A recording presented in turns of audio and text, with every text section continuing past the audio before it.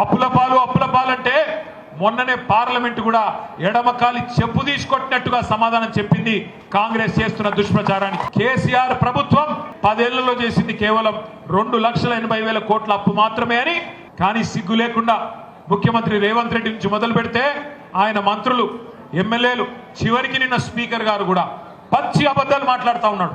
6,00,000 కోట్ల అప్పట, 6,00,000 కోట్లు కాదట, 6,00,000 కోట్ల అప్పు. రేవంత్ రెడ్డి గారు 2 ఏళ్లు నిండకుండానే 2,20,000 కోట్ల అప్పు చేసిండు. సరే కేసీఆర్ ఏం చేసిండు 2,80,000 కోట్ల అప్పుతోని అంటే? కేసీఆర్ గారు హైదరాబాద్ లో 42 ఫ్లైఓవర్లు కట్టిండు, 42 బ్రిడ్జిలు కట్టిండు, SRDP కింద అద్భుతంగా హైదరాబాద్ నగరాన్ని అభివృద్ధి చేసిండు. నువ్వు వచ్చినాక ఒక్క బ్రిడ్జ్ కట్టినవా? నువ్వు వచ్చినాక బ్రిడ్జ్ కాదు, కనీసం ఒక్క కొత్త రోడ్ వేసినవా? ఒక్క మోరీకి ఇటుక పెట్టినవా? ఒక్క కొత్త పని చేసినవా? మరి ఎడబెట్టినవు పైసలు? మీ శేర్లింగంపల్లి నియోజకవర్గంలోనే దుర్గం చెరువు ఉన్నది. రేవంత్ రెడ్డి వాళ్ళ అన్న అక్కడ ఇల్లు కట్టిండు. మరి దమ్ముందా హైడ్రాకి? రేవంత్ రెడ్డి అన్న ఇంటికి పోయి కుల్లగొట్టే దమ్ముందా? ఉన్నదా?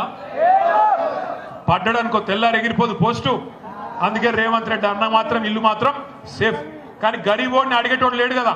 గరీబోని మాత్రం బుల్డోజర్ పోతుంది, కొట్టవతల వాడేస్తుంది. RR ట్యాక్స్ పేరు మీద వసూళ్లు చేస్తా ఉన్నారు. ఇది నేను చెప్తలేను, ప్రధానమంత్రి స్వయంగా చెప్తా ఉన్నాడు.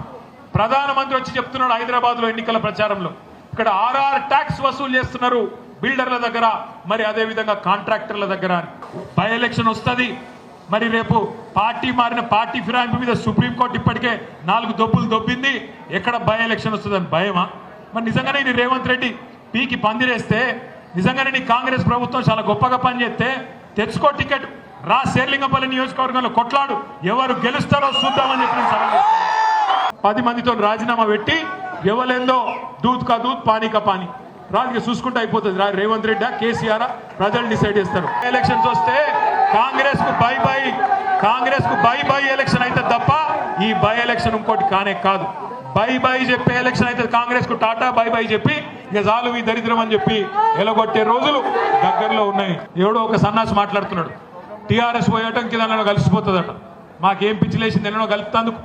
నేను ఒక మాట స్పష్టంగా చెప్తా ఉన్నా, తెలంగాణ రాష్ట్రం ఉన్నంత కాలం తెలంగాణకు శ్రీరామ రక్ష అయిన BRS పార్టీ ఖచ్చితంగా ఉంటది. ఎక్కడ ఇవ్వని కలిసేది లేదు.